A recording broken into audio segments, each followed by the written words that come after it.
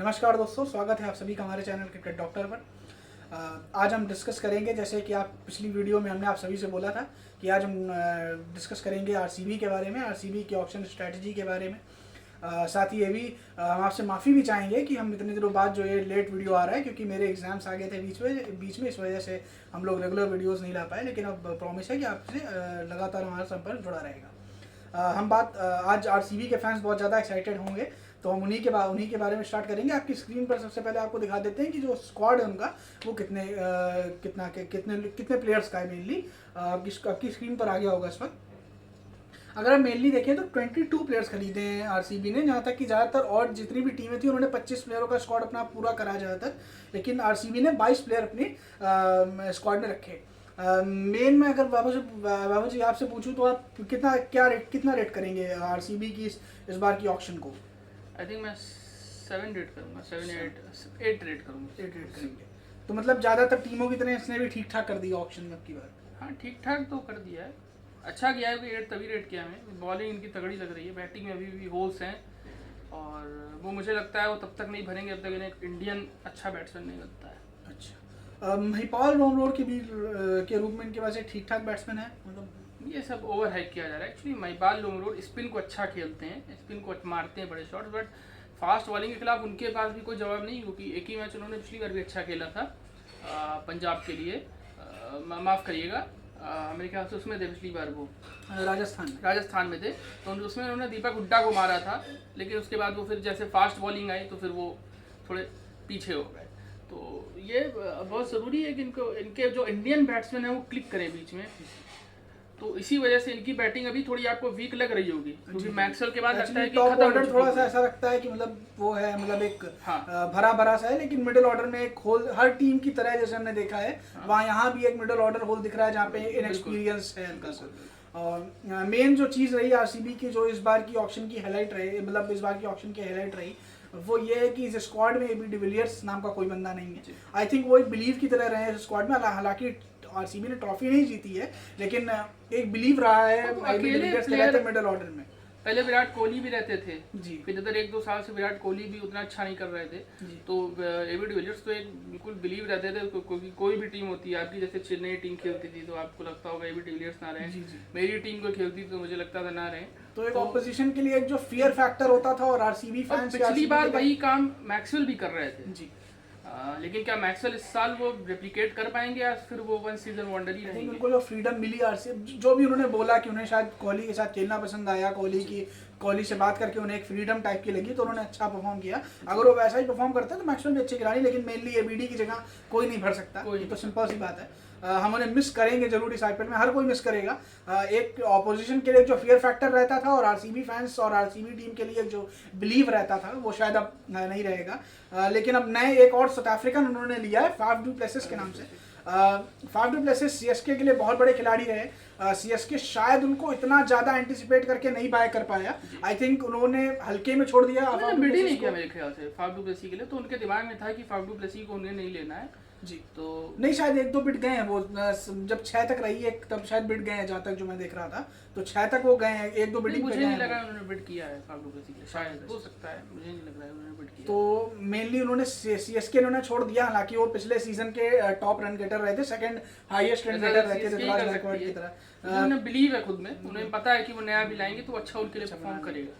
तो अगर अभी हम बात करें आरसीबी की, तो मेनली अगर आरसीबी की बात करें तो उन्होंने एक बहुत बड़ा खिलाड़ी फाफ डू प्लेसिस के रूप में लिया, क्योंकि आई थिंक उनके पास अब इंटरनेशनल का भी कोई दिक्कत नहीं है, कोई ड्यूटीज उनके पास इंटरनेशनल नहीं है, तो वो प्योरली फोकस कर सकते हैं आरसीबी पे।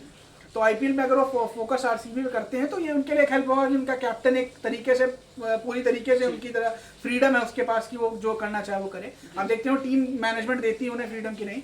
साथ ही एक विराट कोहली जब ऐसा कैप्टन हट गए, क्योंकि बहुत ऑकवर्ड लगेगा किसी भी, इंडियन टीम में भी ऑकवर्ड लगेगा, लेकिन इंडियन टीम को अगर हम इतना ऑकवर्ड ना भी माने तो आरसीबी में ज्यादा ऑकवर्ड लगेगा कि विराट कोहली कैप्टन नहीं है, क्योंकि एक उनका एक ब्रांड नेम बन गए थे Virat Kohli and AB de Villiers. तो अब Virat Kohli not as captain, I think वो चाहते भी थे कि वो एक ऐसे खिलाड़ी को लेकर आए जो शायद विराट कोहली की सुप्रीमेसी से ओवर पावर ना हो पाए, तो वो शायद फाफ डू प्लेसिस रहेंगे, क्योंकि इंटरनेशनल स्टैचर के बड़े खिलाड़ी रहे हैं। तो उस तरीके से इसीलिए उनको कप्तान भी बनाया गया है, ताकि वो जो है मतलब विराट कोहली की जो एक हल्की है सुप्रीमेसी, जो उनका एक जो मतलब बॉडी लैंग्वेज है, जो भी मैं कहूँगा एटीट्यूड जो उनका है, तो उससे वो कहीं ना, मैं ये नहीं कह रहा कि विराट कोहली किसी को, लेकिन उनकी जो एक तरीके से इज्जत है सबके लिए, तो कोई यंगस्टर शायद श्रेयस अय्यर के लिए अगर वो जाते या किसी और के लिए जाते तो उनको ना संभाल पाता।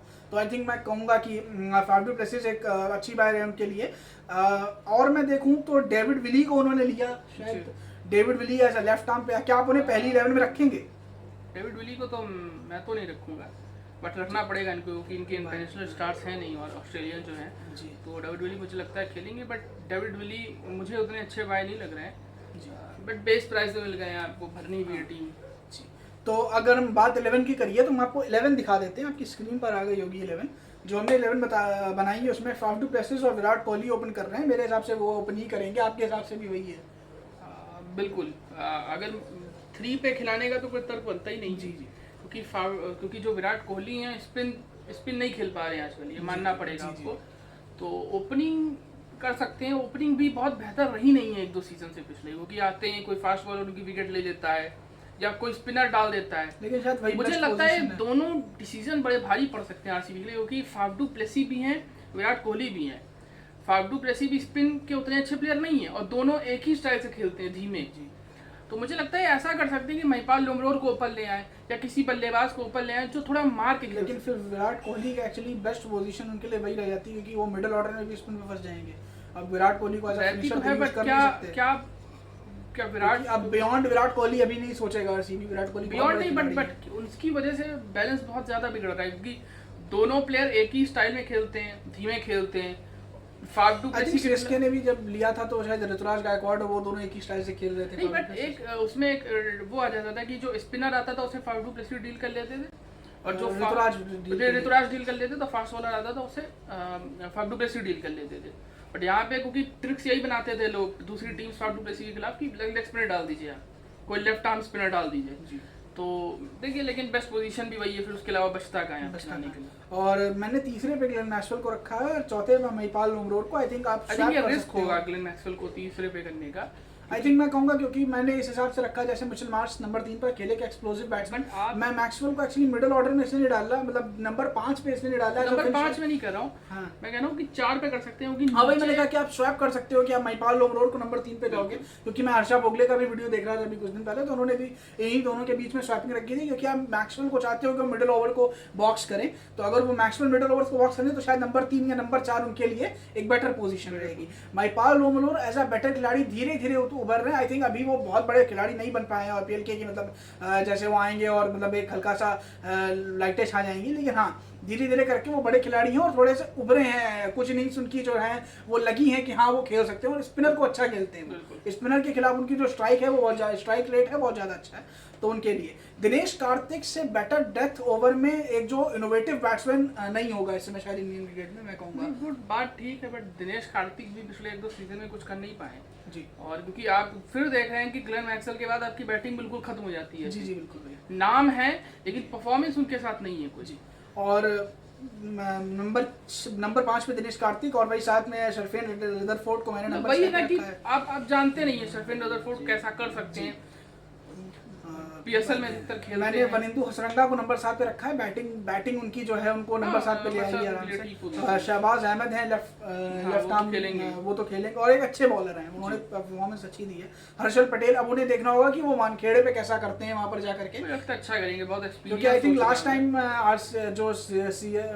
आरसीबी थी वो चेन्नई में खेली थी अपने पहले स्टार्टिंग के मैचेस को, और उसके बाद वो शायद दुबई में चला गया आईपीएल मेरे हिसाब से। तो आई थिंक उन्हें देखना होगा कि वो मुंबई में कैसा, मुझे लगता है जो उन्होंने इंडिया के लिए भी खेला है जी, एक्सपीरियंस बहुत आ गया उनमें जी, इतने साल डोमेस्टिक क्रिकेट में टॉल करने के बाद जी, अब वो समझ तो जो उनकी स्किल्स हैं, जो नई नई स्किल्स हैं, वो काम आएंगी वहाँ पे उन्हें। जॉश हेजलवुड तो एक अलग ही खिलाड़ी बन के उभरे हैं जब से वो सीएसके के लिए खेले, बट वो कैसा करते हैं ये बड़ा जरूरी है। आई थिंक उन्होंने वर्ल्ड कप, वर्ल्ड T20 में और उसमें अच्छा करा है, बट प्रॉब्लम ये है ना कि यहाँ मुंबई में मैचेस हो रहे हैं, बाउंड्रीज बहुत छोटी होंगी, तो जॉश हेजलवुड करते कैसे हैं, मुझे मोहम्मद सिराज पे तो पूरा भरोसा है, बट जॉश मैं जॉश हेजलवुड पे अपना बिलीव करना चाहूंगा, क्योंकि आई थिंक उन्होंने अभी तक जो परफॉर्मेंसेस दी हैं वो बिलीव करने लायक दी हैं। बिल्कुल। और आगे भी मैं चाहूंगा, अब आप उन्हीं पे ऐसे ही बिलीव करोगे कि बंदा परफॉर्म कैसा कर रहा है, तो अगर शुरू में 2 विकेट दे देते हैं तो फिर मैच में ही, क्योंकि वो आई थिंक मेरे हिसाब से शुरू में मोहम्मद सिराज और जॉश हेजलवुड ही बॉलिंग करने वाले हैं। डेडली डुओ होगा, क्योंकि पेस की कोई कमी नहीं होने वाली है।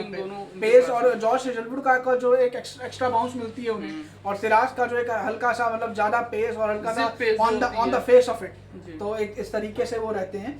तो और हर्षल पटेल फिर डेथ के लिए, मिडिल ओवर के लिए, और लोग कह रहे थे शायद आई थिंक मैं वरिंदू को और ऊपर कर देता और शायद कर्ण शर्मा को भी डाल देता, लेकिन 2 लेग स्पिनर किसी काम के नहीं। तो बैटिंग क्या बचेगी आपके पास? जी सही बोल रहे हैं, क्योंकि फिर वो वरिंदू अगर 7 पे चले जाते हैं तो आप हर्षल पटेल की बैटिंग पे भरोसा करके आप ऊपर नहीं कर सकते। हसरंगा 6 पे खेल रहे हैं, तो फिर आप अपनी बैटिंग का खुद अंदाजा देख सकते हैं जी, क्योंकि आप हर्षल पटेल को नंबर 7 पे भरोसा करके नहीं खिला सकते कि वो बैटिंग कर लेंगे। वो हल्का फुल्का 8 पे हिट कर सकते हैं, बट कभी आपको जरूरत पड़ गई कोई बल्लेबाज, एक हल्का भरोसा तो मुझे इन पे भी नहीं है जो भी खेल रहे हैं, लेकिन वो बल्लेबाज के रूप में एस्टैब्लिश है, 2 बल्लेबाज रिटर्न है बैट्समैन, तो यही रहेगा।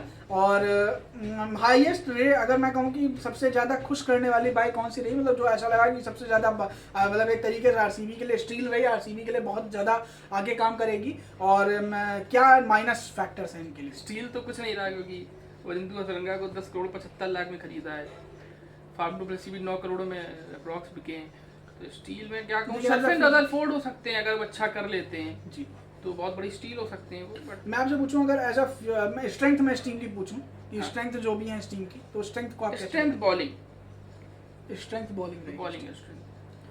स्ट्रेंथ हाँ, क्योंकि Josh Hazlewood, Mohammed Siraj deadly bowling है, आप खुद देखिए। हर्षल पटेल, आप वरिंदू हसरंगा अगर अपने बेस्ट फॉर्म में, हर्षल पटेल अगर अपने बेस्ट, और शहबाज अहमद खान, मैं आपको जो मेन बॉलर बता रहा हूँ, मोहम्मद सिराज अगर अपने बेस्ट फॉर्म में और जॉश हेजलवुड बेस्ट फॉर्म में, 4 ओवर 16 ओवर्स आपके पास बिल्कुल फिक्स्ड है।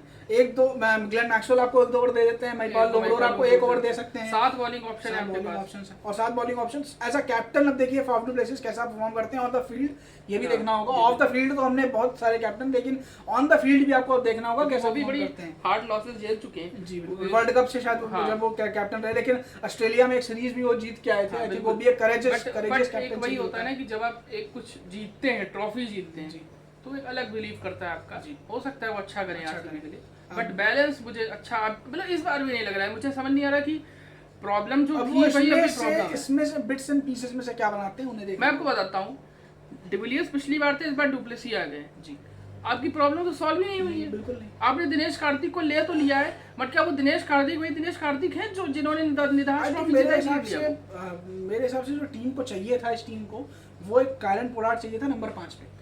क्योंकि बॉलिंग इस बार, क्योंकि हर बार हम बोलते हैं बॉलिंग, आई थिंक आरसीबी ने बॉलिंग शॉर्ट कर ली है, उनकी जो बॉलिंग है वो इस बार मतलब एकदम धमाकेदार बॉलिंग है, लेकिन प्रॉब्लम वही है कि आरसीबी को नंबर 5 पे कायरन पोलार्ड को ले सकते थे, हेटमायर को ले सकते थे। कायरन पोलार्ड की इस समय रिप्लेसमेंट नहीं है, लेकिन एक वैसा खिलाड़ी है जो, क्योंकि मैं तो कहता हूँ हेटमायर को भी ले सकते थे आप। हाँ, हेटमायर ने आप देख लो अच्छे खासे मैचेस दिल्ली को जिताए उन्होंने, वही तो फाइनल में उनकी इनिंग्स आई थी, जो क्वालीफायर में जो उनकी इनिंग्स आई थी। क्या दिनेश कार्तिक उतने लंबे छक्के मार सकते हैं जो एक वेस्ट इंडीजियन हिट कर सकता है? नहीं कर सकते, बिल्कुल नहीं कर सकता। तो आप आई थिंक वो फेयर फैक्टर भी रहता है ऑपोजिशन के लिए कि भाई वो एक वेस्ट इंडीजियन है, और कभी वेस्ट इंडीजियन भाई मतलब अगर आप देख लो कि वेस्ट इंडीज को खिलाड़ी, उसके लिए हिट करना आसान हो जाता है अगर 1-2 गेंद उसके बल्ले से लगनी शुरू हो जाए, और उसके वो पावर का डिफरेंस आ जाता है। वही होता है कि नीचे से बिल्कुल खाली। आई थिंक मैं दिनेश कार्तिक को सिर्फ इस बात पे दूंगा, आई थिंक वो ऐसा इनोवेटिव बैट्समैन है, और उन्होंने कई बार फिनिश करा है इंडियन टीम के लिए, 1-2 बार करा है, और फिनिशर रहे भी हैं, तो मैं देखता हूँ वो कैसे इस रोल को और लेते हैं एज अ विकेट कीपर भी। और मुझे लगता है मेन जो मोटिव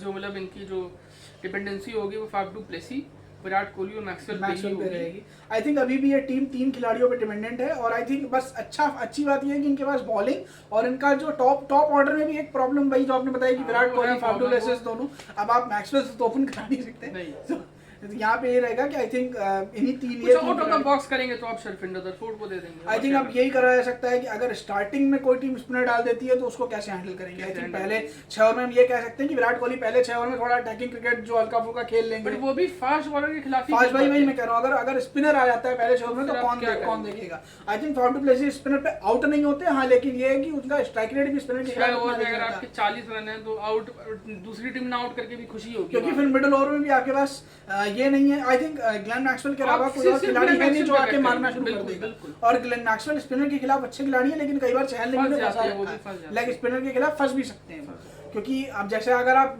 सीएसके को देख लो या पर जैसी परफॉर्मेंस उन्होंने पिछली बार दी उसके हिसाब से आपने मैं बैठ भरोसा जाएंगे। भरोसा देखिए, अगर आप देखें मुंबई में, अगर मुंबई और सीएसके दो सक्सेसफुल टीम को देखूं तो मिडिल ऑर्डर में उनके पास इस समय है क्या नाम है उसका, सूर्य कुमार यादव, बहुत अच्छे स्पिन प्लेयर और इस समय पीच ऑफ द फॉर्म पे वो अपनी, मतलब उनको इस समय कोई नहीं हरा सकता अपनी उनकी फॉर्म के हिसाब स्पिन से। प्लेयर और साथ में फास्ट बॉलिंग भी फास्ट बॉलिंग ही भी अच्छी उतनी खेलते अच्छी। हैं। लोगों के पास कोई ऐसा प्लेयर नहीं है जो बीच में स्पिनर्स और फास्ट बॉलर को दोनों को अच्छा खेल सके, तो इसलिए मुझे लग रहा है थोड़ी प्रॉब्लम है मिडिल ऑर्डर में। बट अब देखते हैं आगे क्या होगा आईपीएल में, तो आईपीएल ही बताएगा आपको। जी, आईपीएल जो कि अभी 26 तारीख से 26 तारीख शुरू होना है, वो शाम जो है एक्साइटेड रहेगी थोड़ी, मैं एक्साइटेड रहूँगा शाम सही से। बात। एग्जाम्स भी खत्म हो गए, तो और आप सभी के एग्जाम्स खत्म ही होने वाले होंगे जहाँ तक इनके शुरू होने वाले हैं अभी।